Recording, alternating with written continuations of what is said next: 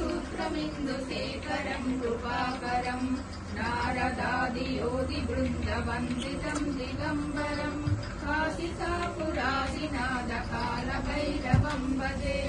भानुकोटिभास्वरं महादितारकं परं नीलकण्ठमित्तिदादायकं त्रिलोचनं कालकालमम्बुजाक्षमक्षशूलमक्षरं काशिकापुरादिनाथकालभैरवं भजे शूलटङ्कपाशदण्डपाणिमादिकारणं श्यामकायमादिदेवमक्षरं निरामयं भीमविक्रमं प्रभुं विचित्रताण्डवप्रियं काशिकापुरादिनाथकालभैरवं भजे भुक्तिमुक्तिदायकं प्रशस्तचारुविग्रहं भक्तवत्सलं तिलं समस्तलोकविग्रहं निनिमनन्मोदहेमकिङ्कनीलसत्कटिं काशिकापुरादिनाथकालभैरवं भजे धर्मसेतुपालकं तधर्ममार्गनाशनं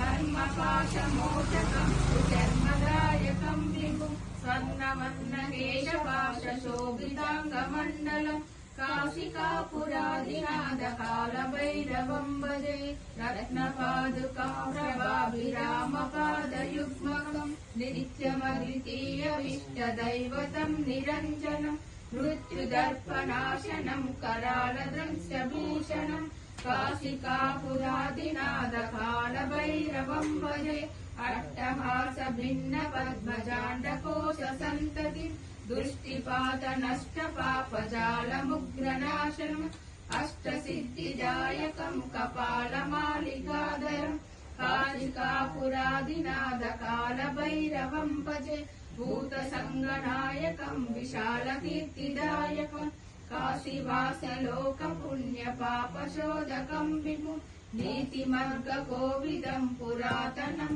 जगत्प्रतिं काशिकापुरादिनाथकालभैरवं भजे कालभैरवाष्टकं पठन्ति ये मनोहरं ज्ञानमुक्तिसाधनं विचित्रपुण्यवर्धनं शोकमोहदैन्यलोभकोपतापनाशनं ते प्रयान्ति कालभैरवाङ्घ्रिसन्निधं ध्रुवम्।